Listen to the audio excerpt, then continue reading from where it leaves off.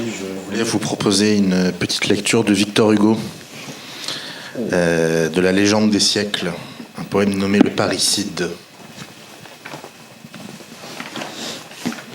Ça nous emmène au Danemark, à l'époque des grands rois vikings. Un jour, Canute, à l'heure où l'assoupissement ferme partout les yeux sous l'obscur firmament, ayant pour seul témoin la nuit, l'aveugle immense, vit son père Sveno, vieillard presque en démence, qui dormait sans un garde à ses pieds, sans un chien. Il le tua en disant « lui-même n'en sait rien ». Puis il fut un grand roi. Toujours vainqueur, sa vie par la prospérité fidèle fut suivie. Il fut plus triomphant que la gerbe des blés. Quand il passait devant les vieillards assemblés, sa présence éclairait leurs sévères visages. Par la chaîne des mœurs pures et des lois sages, à son cher Danemark natal, il enchaîna 20 îles, Fioni, Arnout, Folster, Mona. Il bâtit un grand trône en pierre féodale. Il vainquit les Saxons, les Pictes, les Vandales, le Celte et le Borus et le Slave aux abois, et les peuples hagards qui hurlent dans les bois.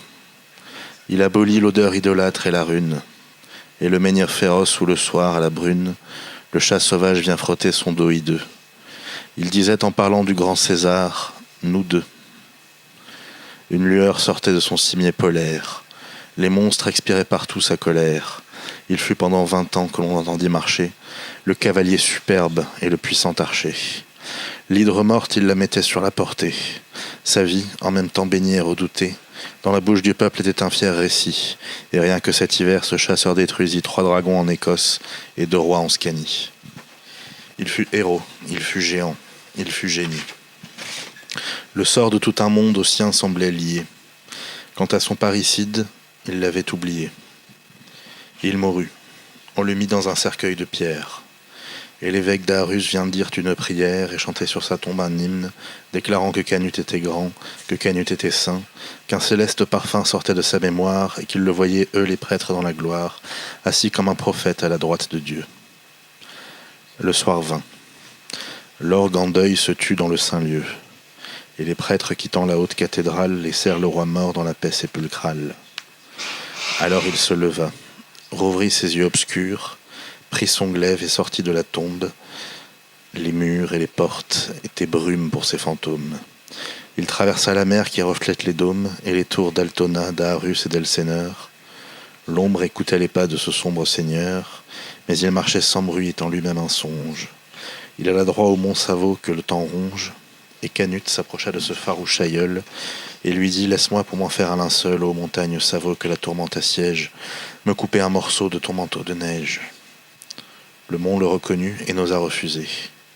Canute prit son épée impossible à briser, et sur le mont, tremblant devant ce belluaire, il coupa la neige et s'en fit un suaire. Puis il cria « Vieux mont, la mort éclaire peu. De quel côté faut-il aller pour trouver Dieu ?» Le mont aux flancs difformes, aux gorges obstruées, noir, triste dans le vol éternel des nuées, lui dit « Je ne sais pas, spectre, je suis ici. » Canute quitta le mont par les glaces saisies. Et le front haut, tout blanc dans son linceul de neige, il entra par-delà l'Islande et la Norvège, seul dans le grand silence et dans la grande nuit.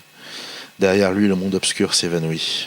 Il se trouva, lui, spectre, âme, roi sans royaume, nu face à face avec l'immensité fantôme.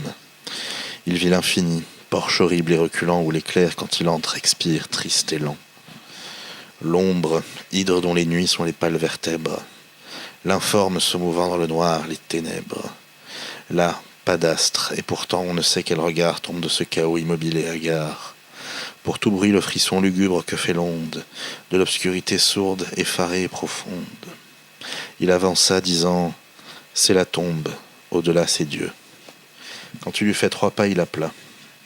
Mais la nuit est muette, ainsi que l'ossuaire, et rien ne répondit. Sur son blême suaire, Canute continua d'avancer. La blancheur du linceul rassurait le sépulcral marcheur. Il allait, et tout à coup, sous son livide voile, vit poindre et grandir comme une noire étoile, qui s'élargit lentement, et Canute, la tâtant de sa main de spectre, reconnut qu'une goutte de sang lui était tombée. Sa tête, que la peur n'avait jamais courbée, se redressa. Terrible, il regarda la nuit, et ne vit rien. L'espace était noir, pas un bruit. En avant, dit Canute, levant sa tête fière. Une seconde tâche après la première tomba, puis s'éloigna. Et le chef Saint-Brien, regarda l'ombre épaisse et vague et ne vit rien, comme un limier à suivre une piste s'attache. Morne, il reprit sa route. Une troisième tâche tomba sur le linceul. Il n'avait jamais fui, et pourtant Canute cessa de marcher devant lui, et tourna du côté du bras qui tient le glaive. Une goutte de sang, comme à travers un rêve, tomba sur le suaire et lui rougit la main. Pour la seconde fois, il changea de chemin, comme en lisant on tourne la feuille d'un registre. Et il se mit à marcher vers la gauche sinistre, une goutte de sang tombant sur le linceul. Et Canute recula, frémissant d'être seul, et voulut regagner sa couche mortuaire.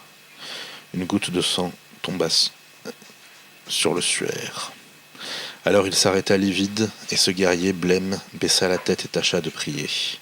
Une goutte de sang tomba sur lui. Farouche, la prière effrayée expirant dans sa bouche, il se remit en marche. Et lugubre, hésitant, hideux, ce spectre blanc passait. Et par instants, une goutte de sang se détachait de l'ombre, implacable, et tombait sur cette blancheur sombre. Il voyait, plus tremblant qu'au vent le peuplier, ses taches s'élargir et se multiplier. Une autre aux cieux funèbres. Leur passage rayait vaguement les ténèbres. Ces gouttes, dans les plis du linceul, finissaient par se mêler, faisaient des nuages de sang. Il marchait, et de l'insondable voûte, le sang continuait à pleuvoir goutte à goutte. Toujours sans fin, sans bruit, et comme s'il tombait de ces pieds noirs que l'on voit la nuit pendre au gibet. Hélas, qui pleurait donc ces larmes formidables ? L'infini, vers les cieux pour le juste abordable. Dans l'océan de nuit sans flux et sans reflux, Canute s'avançait pâle et ne regardant plus. Enfin, marchant toujours comme enfumé, il arriva devant une porte fermée, sous laquelle passait un jour mystérieux. Alors, baissant son linceul, il abaissa les yeux. C'était l'endroit sacré, c'était l'endroit terrible. On ne sait quel rayon de Dieu semble visible. Et de derrière la porte, on entend l'Hosanna. Le linceul était rouge et Canute frissonna. Et c'est pourquoi Canute, fuyant devant l'aurore, et reculant n'a pas osé paraître encore devant le juge au front duquel le soleil luit. C'est pourquoi ce roi sombre restait dans la nuit, et sans pouvoir rentrer dans sa blancheur première, sentant à chaque pas qu'il fait vers la lumière, une goutte de sang sur sa tête pleuvoir, rôde éternellement sous l'énorme ciel noir.